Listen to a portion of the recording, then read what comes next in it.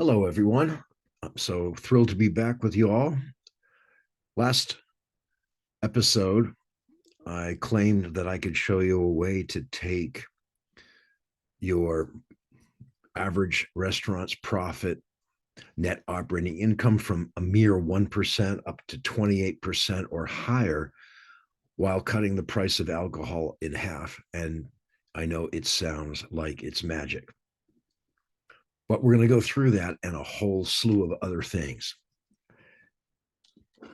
Part of the reason that it's so hard to believe is because all of the industry leaders are those restaurants that tend to be in the best locations.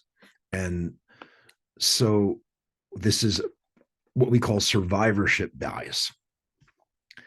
We forget about all the ones that failed, and we only remember the ones that succeed. And oftentimes the success is in spite of doing a lot of things less than optimally.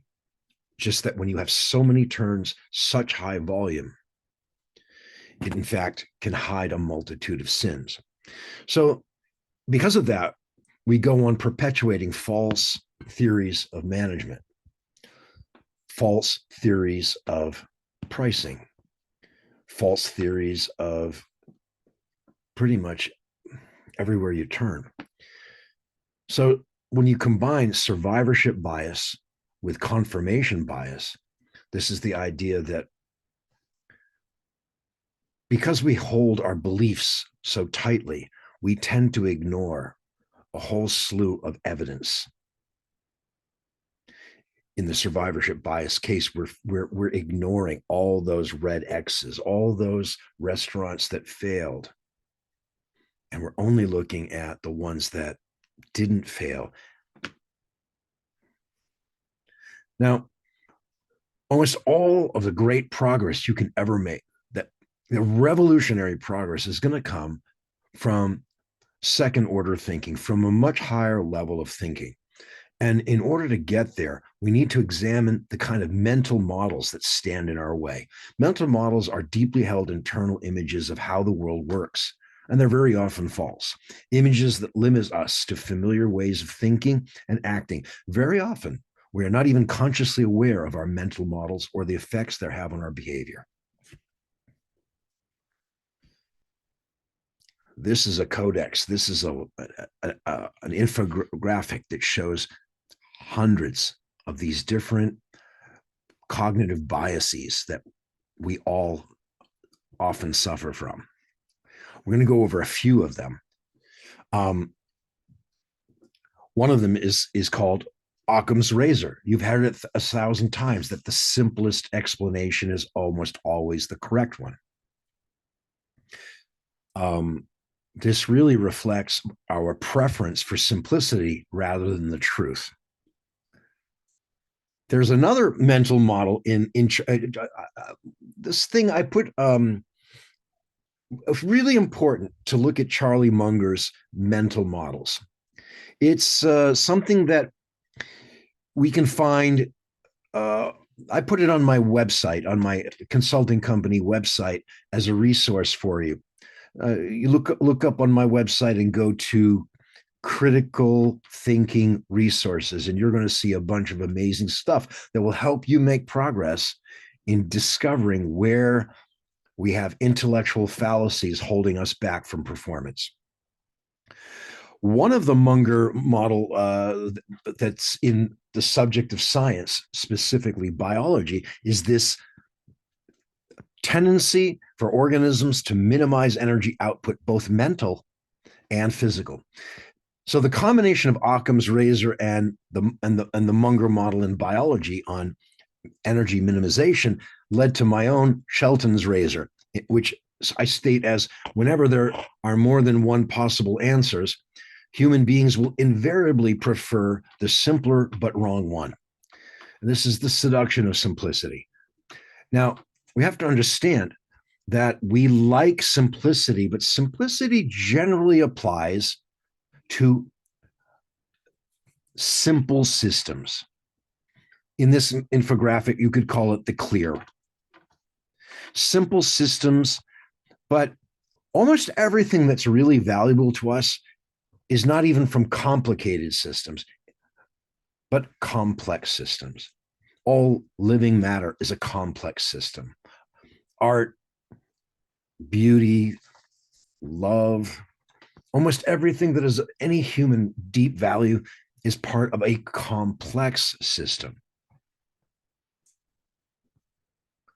Now, to give you an example, I take this from a course that I took in college on quantum, on string theory and quantum thermodynamics. And here is the simplest formula that describes, this is called the standard model Lagrangian. This is generally considered the simplest mathematical formula to describe the fundamental set of particles. And this breaks it down into the sections, what it describes. And that's one hell of an intimidating formula, even for me. And I can tell you this, a complex system is very rarely simple. Economics, business, human psychology, it often operates at a very, very complex level.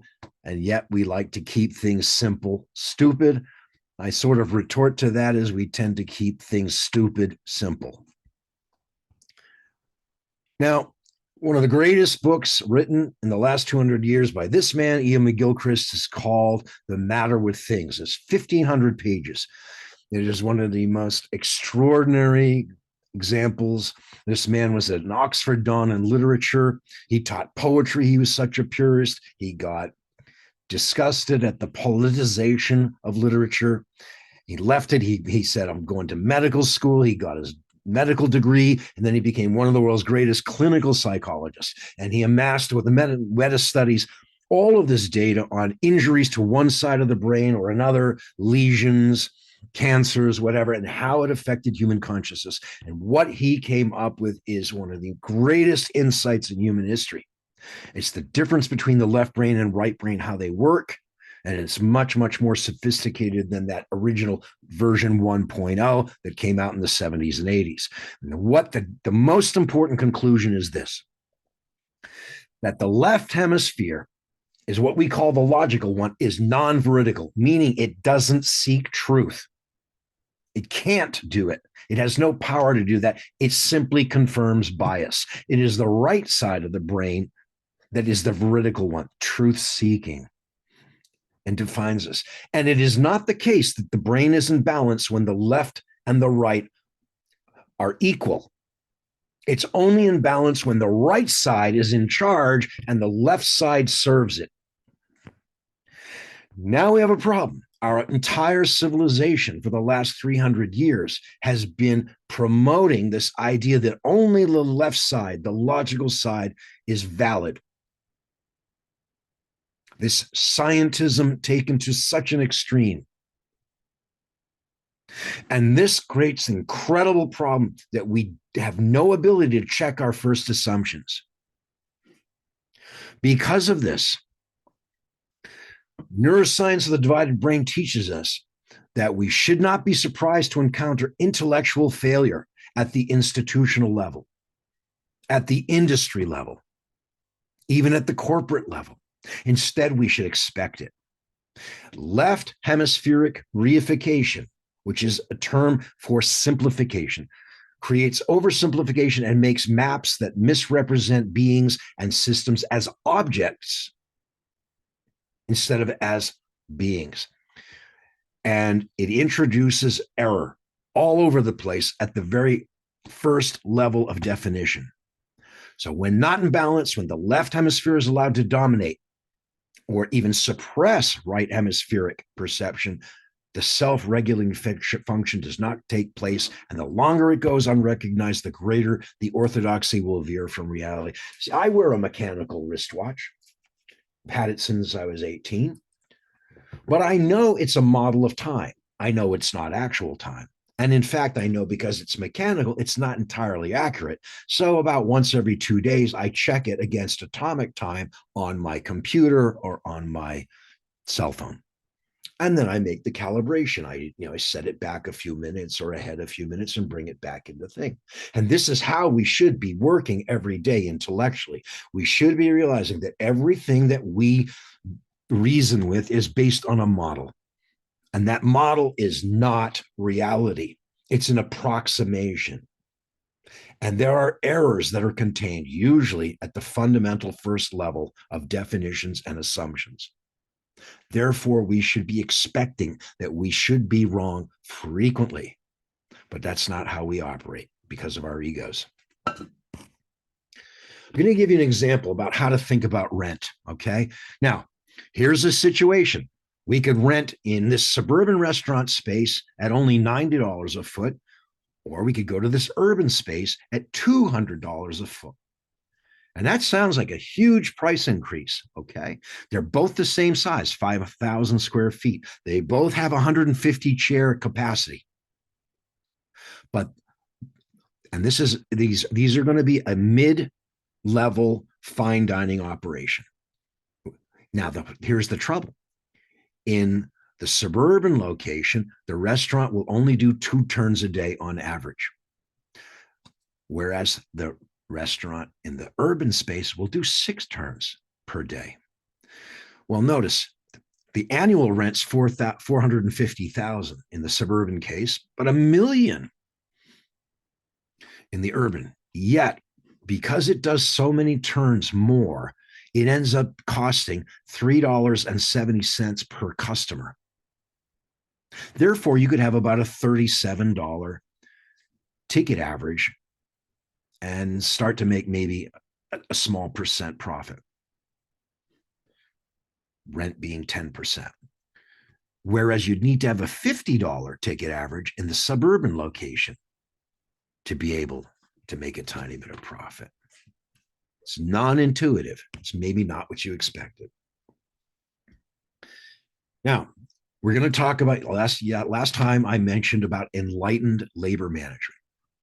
I'm going to show you a way to go from 1% profit to 30% profit if you are in a non-optimal location. Let's say you're in the suburbs or even a rural area where right now you only get 1 seating a night because you are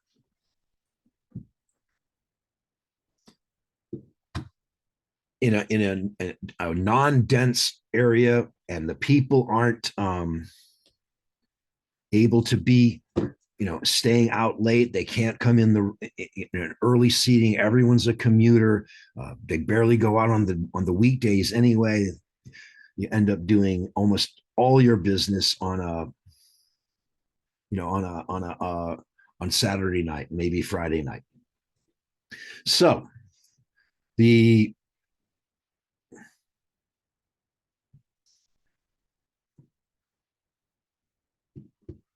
sorry, 1 second. I'm just trying to time myself here. Yes. So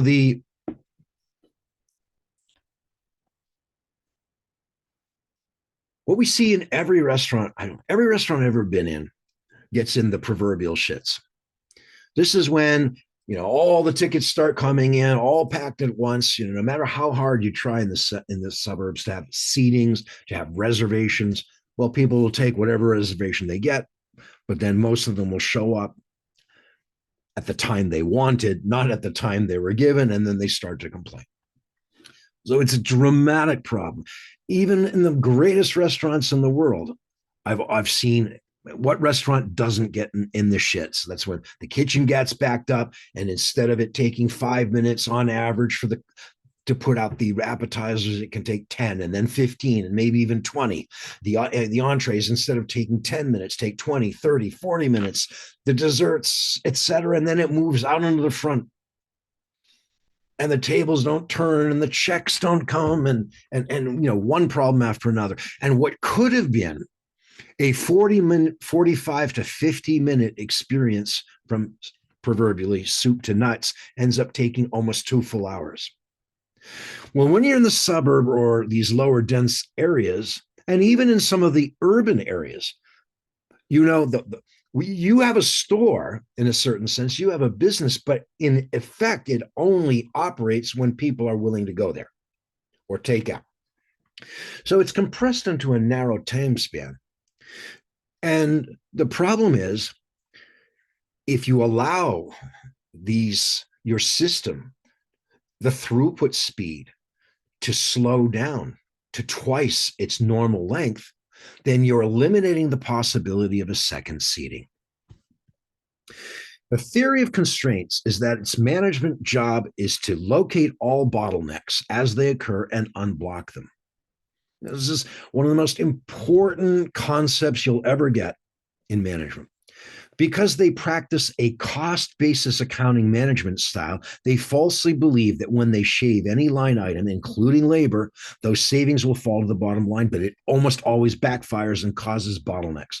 Throughput speed collapses, and it can cost the loss of an entire potential second seating. The theory of constraints management can deliver an exponential increase in profitability, especially in suboptimal locations. Kitchen management fallacy. We don't realize that our kitchens are manufacturing plants and need to be managed as such. Most chefs take pride on making a menu as complicated as it can be, the widest range of products, the widest range of techniques.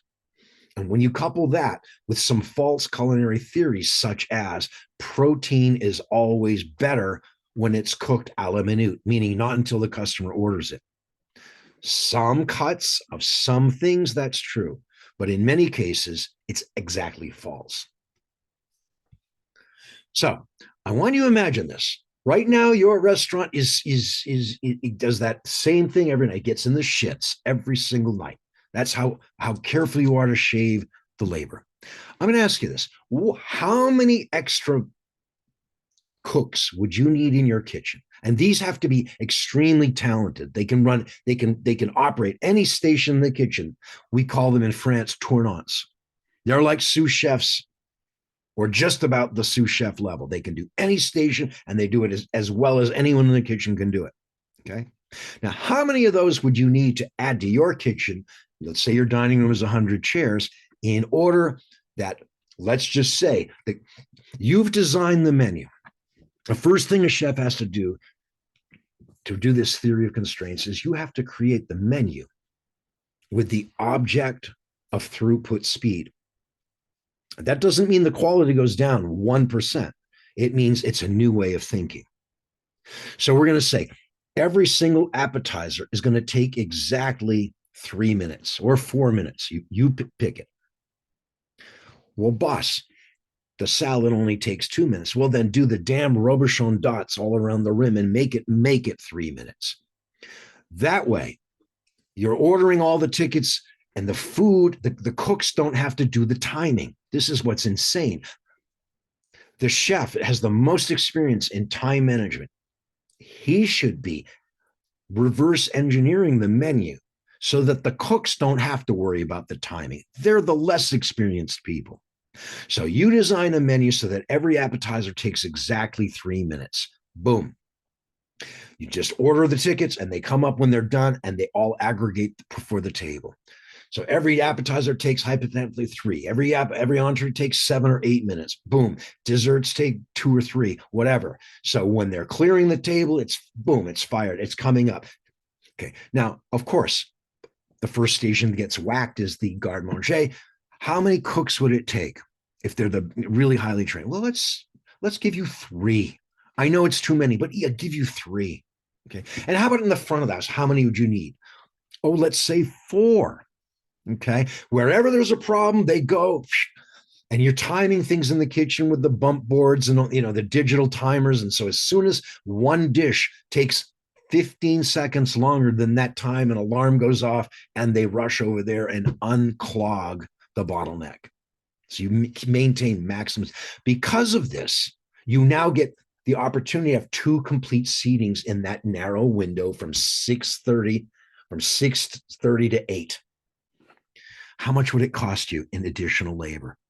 Well, what if we paid these cooks $100 an hour just to come in from 6 to 8, half hour before the rush and all the way through the rush? That's $600. And these 4 tournant waiters get $50 an hour plus tips. That's 4. So it's $1,000 of incremental labor. But look what happens. The top is a traditional restaurant that gets into the shits every night. 30% cost of goods, 45% labor, including benefits and taxes, 24% overhead, 1% profit. Now, we added $1,000 of extra labor from 4,500 to 5,500. But in doing so, we doubled the revenue to 20,000. And notice this, the labor cost, instead of being 45%, was only 27.5%. The overhead dropped from 24% to 12%, yielding 30% profit.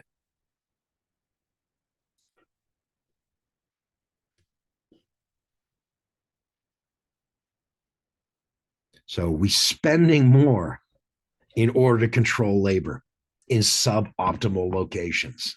I'm going to repeat that.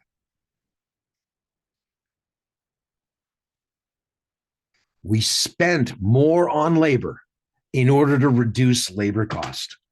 We spent more on labor in order to reduce labor cost. Now, there are other ways to get more seatings. I spoke of some in the last session, trying to get a substantial happy hour, trying to get a late night seating. These will require specific value propositions. Remember, every hour that you're open, break it up into hourly segments. If you open the doors at 11 a.m. and you close them at midnight, then you have 13 segments. Every hour, look, every single hourly segment from 11 to 12, from 12 to 1, look in your restaurant. There's a way of thinking about this, that every empty chair during that time segment represents a failure of your value proposition to resonate with prospects, with customers during that hour. And there's no reason you can't have 13 different value propositions. It's possible to adjust pricing for the volume and for the demand. Now, I'm going to go into another way that you can get your net operating income from 1% all the way up to 28% while cutting your wine pricing in half. It seems counterintuitive. Well, here we go back to the conventional model in which because of the financial people, we allocated a fixed percentage for the labor in every sale and a fixed percentage of overhead. We later realized that that is insane because the labor and the overhead is fixed no matter what the customer orders. And this led us to lose tremendous amounts of money on most of our customers when in the food. So an enlightened pricing model, and before I get there, and this also creates perverse incentives with your customer reward program. Here's an example of a customer A, 6 people came in to dine. All of them had food, $100 of food each. And you think that's a great customer, but because they didn't have any alcohol at all, you actually lost $450 on this table, but he gets 600 reward points. Meanwhile, there's a guy at the bar who had 2 $40 glasses of single malt scotch, and you made $60 of profit on him, but he only gets 80 points in the customer rewards. It's absolutely upside down. And I have talked to every single customer rewards program a few years back, begging them to write a little bit of code so that we could give higher points for alcohol sales and lower points for food. And they all refused to do it because they said I was the only insane person in America who wanted to have that feature. So let's look at the enlightened pricing model. We actually have 2 different businesses under one roof. We manufacture food and we must price it as a manufactured good. That means we're allocating the pro rata, the per person fixed expense to each customer, regardless of what he orders. We merely retail beverage and we must price it as the purely incremental retail item it is. When I started in New Jersey, I think one of the wine companies told me that like 97% of the fine wine sold in New Jersey was sold in fine restaurants and only 3% in liquor stores. But restaurants maintain these ultra high markups even after the point system commoditized wines, even after all the prices no longer opaque and people knew what they paid in the liquor store, and larger and larger and larger percentages of customers voted with their wallets to stop buying great wine, to stop buying even very good wine in restaurants. They're going to drink it at home instead, and maybe they'll have a beer or just a wine by the glass or a cocktail when they go to a restaurant. And we as restaurateurs were so stupid that rather than sit down with paper and pencil and figure out a better way to price food, a better way to price alcohol, we watched billions of dollars of the good part of our business defect and go to an entire different industry, off-premise alcohol sales.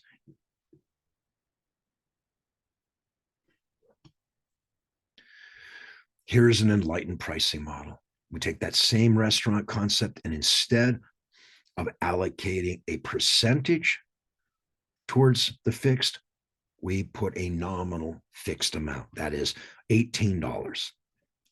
Now the price of the pasta goes to 23, the chicken 25, the steak 30, and the rack of lamb comes down to 35 from 45. Notice how the prices are much closer together. And also here, every single dish makes a small amount of profit. And the most profit we get is from the lowest cost dish. The best deal is from the most expensive dish. Now, it's remarkable what happens. As long as we're no longer losing money on any customer who dines, who eats, we no longer need to mark up alcohol times 4, times 3. In fact, we can cut the price of all wine, of all alcohol above the entry level. We can cut it in half. And guess what? Wine lovers, spirits lovers, Scotch lovers, they come back, the bourbon lovers, and they start increasing their spend dramatically. It's worked everywhere I've done it. And it increases an incredible increase in profitability. In this case, what happened was the average food sale now is $30. And we're making a total food, 100 people, we're doing $3,000 in food sale. They're making 5-6% profit, 8% profit on it. But because the alcohol prices are now barely more than a liquor store, we now have a 50-50 sales mix. Okay. The food profit, $200. We made $2 of profit per person instead of losing 75%. And half of we're marking up the wine, the alcohol times 2. So in other words, we're now making a 50% cash flow through. So we're now making $1,700 of profit, where before we made only $100 of profit. All because we're no longer raping the customers on the fine wines and fine spirits. As simple as that. By no longer losing money on the food sale, we can give the alcohol at a very, very attractive price. And when you do this, you can corner the market. Now, I discovered this way back in 1991, 92 at the Ryland Inn. Now, I had just left Brûlée, which we were like, the innovators of tasting menus along, a few houses in the whole country were doing the French style tasting menus. And I had 3 by the year 3 in my restaurant. I had 3. And I was curious, like, why aren't we making more money? Well, I was using the standard tasting model. Now, these prices are adjusted for today's time. it was much less money then, but it's just to make the point in today's terms. This would be, an entry level tasting number one at $100 price, the mid level 150 price, and the upper level $300. That would be the like luxury one. And so according to my accountants, the theoretical expense was allocated, and theoretically I was supposed to be making 10, 15, and $30 of profit. But that wasn't true. And finally one day it hit me, the idea that the labor and the overhead is fixed no matter what the customer orders. And then all of a sudden I realized, actually we are losing our shirts on them. So what I did, and what I found out was that my fixed expense was somewhere up in the 75th percentile of sales, way up there, almost, 3/4 of the way to the top. And therefore the actual fixed expense was $150, not 57, not 85, not 170. So the reality was I was charging $100, but it was actually costing me 183. So I'm losing $83, 83% loss for all that work. This menu number two, I'm losing 50 or 33%. And only in the top menu was I actually making money. That's when I created the Enlightened pricing model. And I did it like this. Everyone is going to be allocated the same fixed expense, $150. I'm adding on top of that the cost of goods. And then I'm going to maybe make, 10, 20% higher than that. So there's a tiny bit of profit. So when I charge 200 on this menu, I'm actually making 8.5%, $17. This one's 225, I'm making 11%. And this one's 275, it actually came down, making 9%.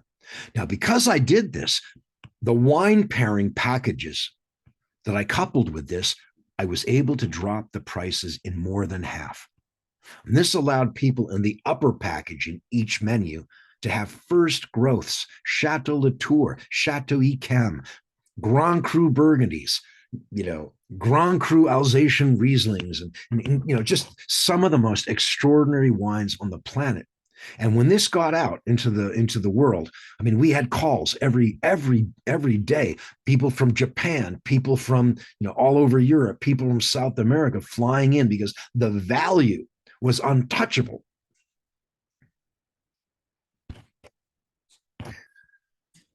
So we can look at this, and I've done this now. Of course, this is ultra high dining. This is 3-star Michelin type dining and pricing. So you're going to be asking me, but Craig, I don't have a 3-star Michelin place. I've got a pizzeria, or I've got a sports bar, or I've got a wedding facility, or. Okay. Now I've given you the theory, but what you want is some help in the actualities. And there's a bit of art form here. There is the science part of it, and then there is the art form. So let's start with the idea of a wedding facility. Well, it's the closest correlate. I happen to own a wedding facility up in the Hudson Valley, and like most wedding facilities, you have 3 packages: a silver, a gold, and a platinum. Doesn't matter what you call them. I can never remember unless I refer to them that way. The same thing applies. In almost everywhere you go, you're going to see a dramatic difference between silver, gold, and platinum. Okay? Because no one ever thought to include the fixed expenses in pricing. Everyone still uses this shorthand, this rule of thumb. Let's just take the cost of goods and multiply times some coefficient, and it should all work out. To some degree, it can work out if you have enough volume.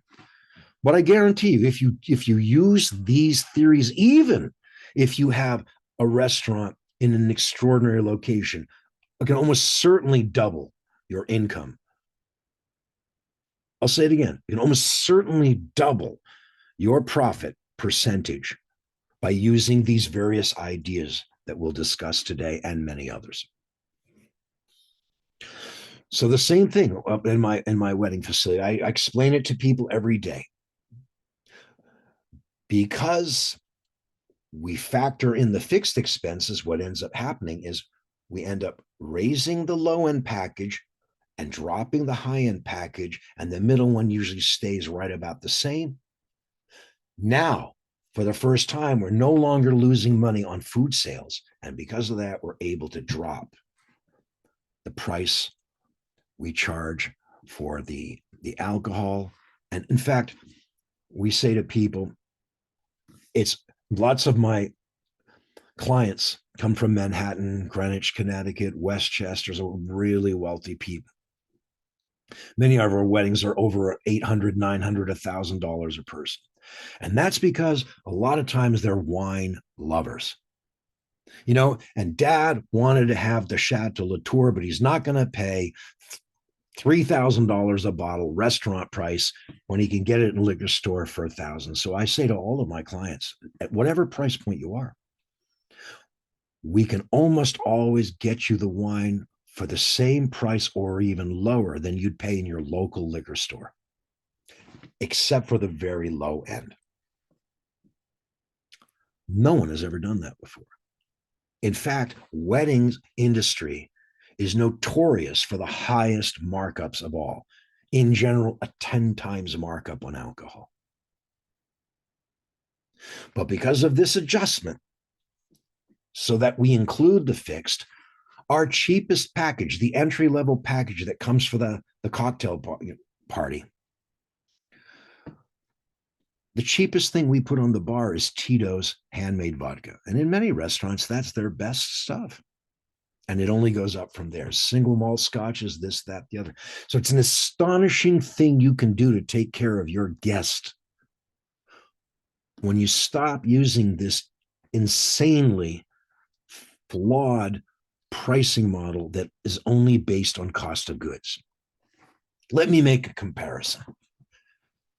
Supposing that hotels had a pricing formula that mimicked restaurants, it would go like this. Go check into a hotel. And, oh, Mr. Smith, how nice to see you. And you ask them, well, how much is the room? And they tell you, well, when you get up into your room, there's going to be a mini bar and there's going to be 4 shelves. If you order from the bottom shelf, which are the cans of beers and sodas and things like that, the room is going to cost you $50 a night. You get the second tier, you get the half bottles of this and that, the little wines, whatever, entry level wines. Well, the room's going to be $150. If you get to the third tier where you have full bottle of wine, they range in price from, there'll be like retail wines, 10, 20, 30. Okay. Well, now your room is going to be 250. And on the top, there are little bottles of cognac, little 4-ounce bottles of cognac and spirits and bourbon. And if you take one of those out, the room is going to be $1,000 a night. And you'd say to them, that makes absolutely no sense. And you'd be exactly right. And neither does restaurant pricing. In fact, 70% of the price of a restaurant meal in almost all restaurants is the fixed costs, the labor and the overhead. So that even if a person is sitting in a chair just having a glass of tap water, it's still costing you immense amounts of money. In the case of my restaurant, $150 for that person.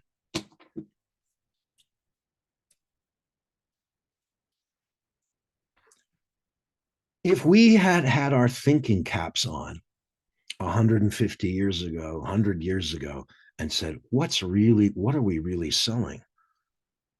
Well, we're selling this platform. And we would have used something more like a nightclub pricing formula in which basically you would have paid for the table. That table of 4 cost $600. Now, everything else you order would have been cost plus 20%, let's just say. So the Cayman special section, instead of being $450, let's say it was a wholesale cost of I don't know, 120. So you put it on for 100, 140, something like that. And then you could adjust that hourly charge, whatever, or 2 hour charge. You could adjust it for demand. You could have Saturday night prices here and Monday night prices there and the rest in between, like that, to help drive business to the shoulder periods. Well, let's talk about some other concepts and how they might help. I'm giving you a real-time example. Clients of mine, well, I'm going to start all the way in the other end. Let's start with a pizzeria. Okay. So pizzeria losing, when I finally did the calculations, we discovered that 70% of the clients, the restaurant was losing money on the food sale. And this is a college town. And so there's a lot of kids coming in and having 1 or 2 slices and nothing to drink. I said, well, why don't we do this? We did the analysis and we found that the fixed cost per customer was X. Let's just say it was $6 or $7. I said, why don't we make a promotion? 3 slices of pizza and you get a free soft drink. And by the way, a fountain drink is only a few pennies of cost. And they looked at me quizzically and said, let's try it. And we did it. And guess what happened? All of a sudden, when the analytics came back, we're no longer losing money on almost any customer. They went for it in droves. College kids, free soda, incredible. And just because we're no longer losing money on most of those college kids, suddenly we could drop the alcohol prices, we could drop the prices of the fine bottles of wine, and we could add wines to the list that were much higher in quality, much more expensive, but now they're half the price they would have been before. And all of a sudden, the locals, the wealthier locals, are coming there and opening great bottles of wine because it's barely more than they'd pay at a liquor store. So these ideas can work at every single level of restaurant. Sports bar reinvention, same kind of process. We analyzed profit centers and we realized that the dining room of a diner was just hemorrhaging because almost no one was buying alcohol, less than 1% sales. So we reconfigured the entire space into 4 quadrants. 2 in the back were for private dining primarily.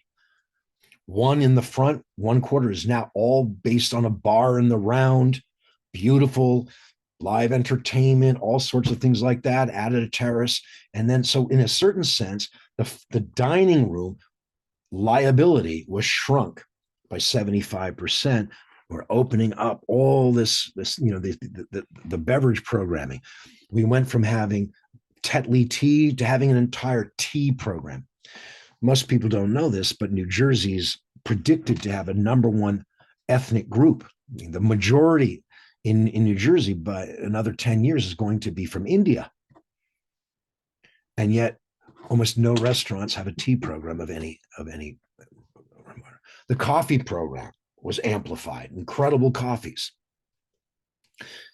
The non-alcoholic programming, everything completely.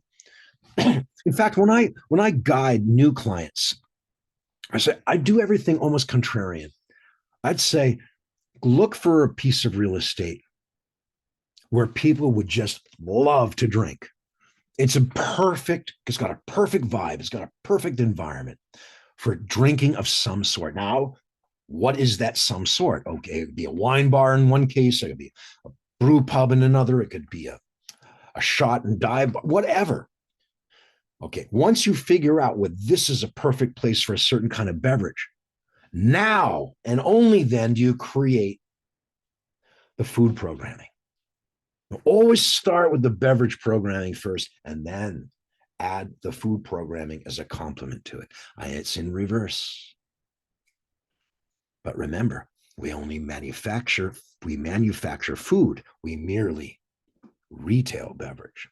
And that we must never forget.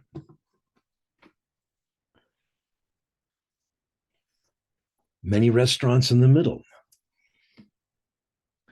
are suffering horrifically because the middle class has been shrinking and shrinking and shrinking. and wealth is going upward.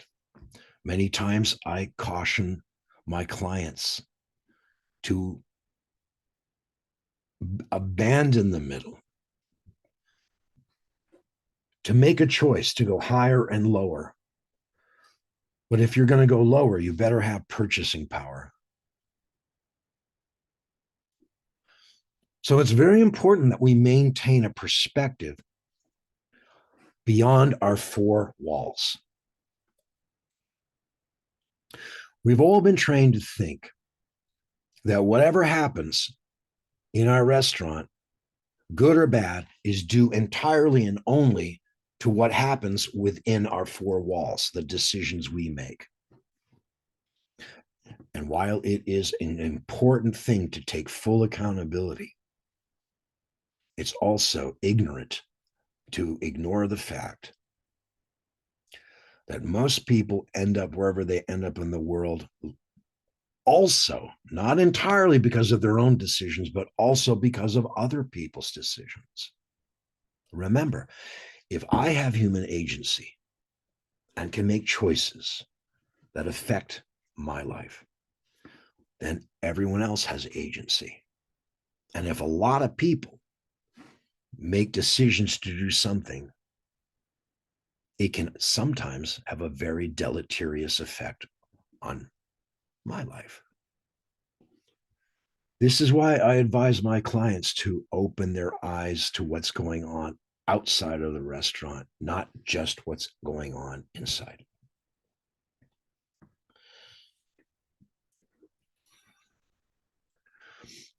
This brings up a set of core beliefs in my consulting company. Fix the business model first, and then everything else falls into place. Fixing the business model is not just financial, it also has to do with culture, with values, with education. There's an entire slew of concepts that really need to be mastered. Most businesses underperform due to underdeveloped leadership skills and underdeveloped management skills, not because they do not control costs sufficiently. Gallup organization has conducted the largest longitudinal, the longest, widest study of business, and their conclusion was shocking.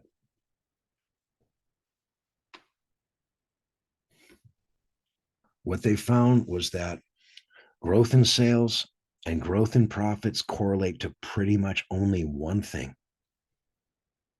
customer engagement. Great, but there was a catch. Nothing the owners, the C-suite, that CEOs and CFOs and COOs could do to really directly affect customer engagement. But what they did discover was that there is one factor that perfectly correlates and drives each other, and it's called employee engagement. And this has everything to do with how the hourly employees are being managed. And whether you came up the ranks in business or whether you went to university and graduate school and got an MBA, we've all been taught the perfectly wrong way of managing human beings. We were all taught the cost basis accounting theory of labor management. And it is the most perfect way to turn your company into a zombie and kill it. This is too big a topic for today. But if there's one book you ever read to help your business, it's going to be Human Sigma by the Gallup organization. There's simply nothing else on earth as important. Customer engagement comes from employee engagement, which comes from enlightened management practices. These are the findings of human sigma. Ignore these findings at your peril.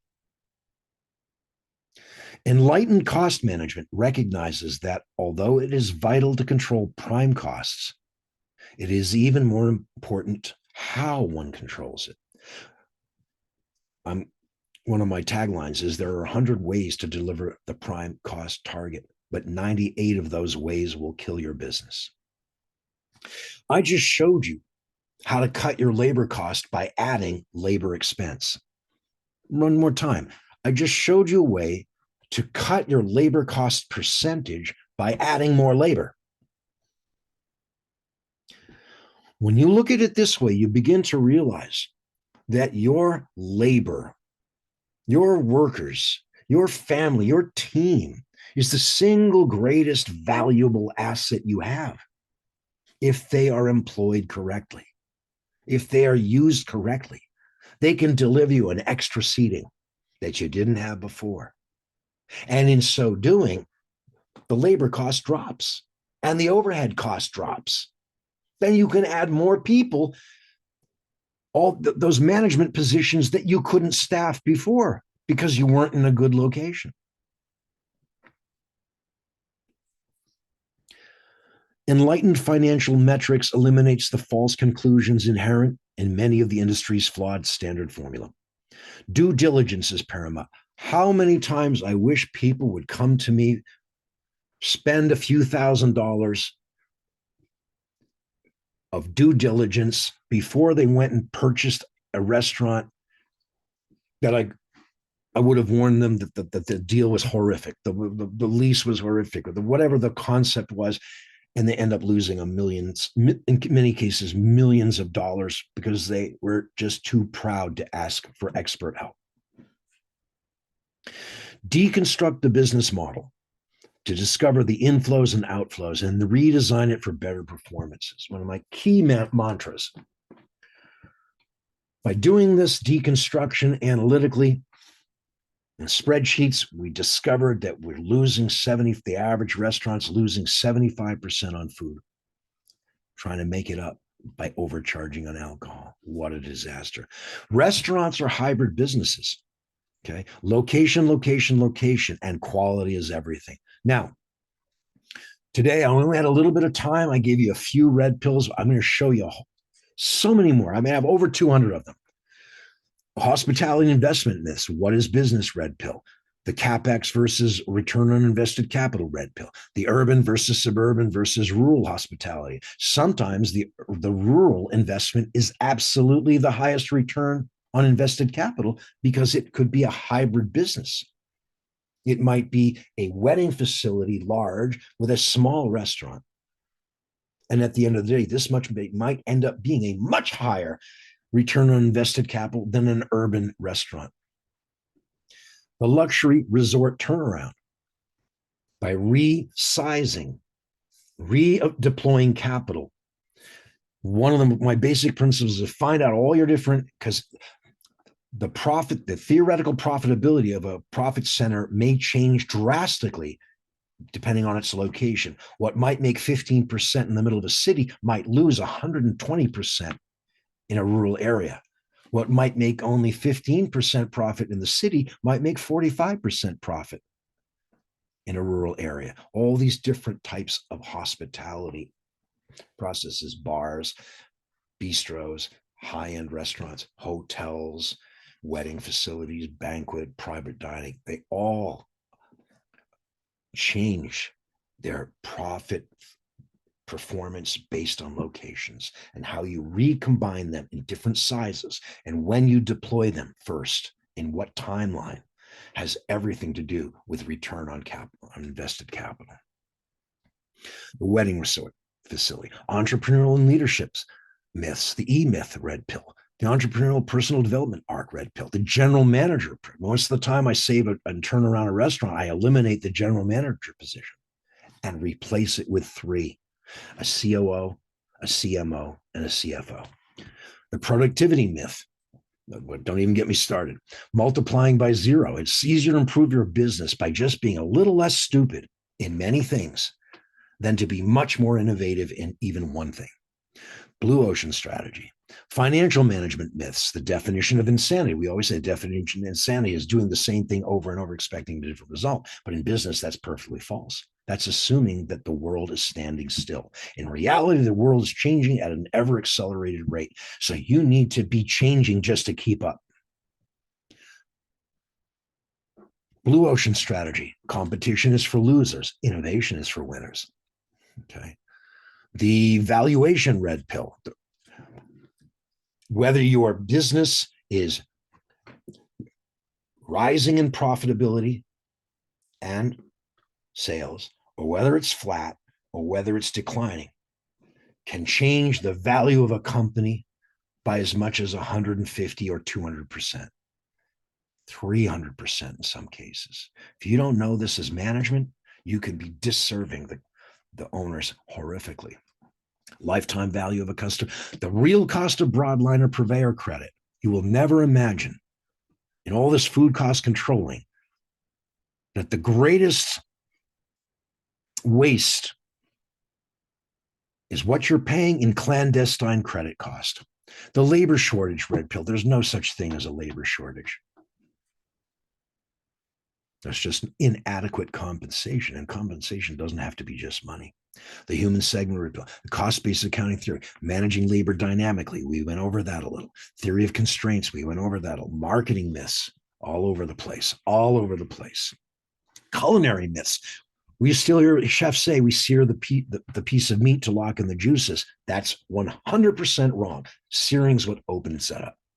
Every dish is better if the protein's cooked element. Myth. The scientific theory of food and wine pairing.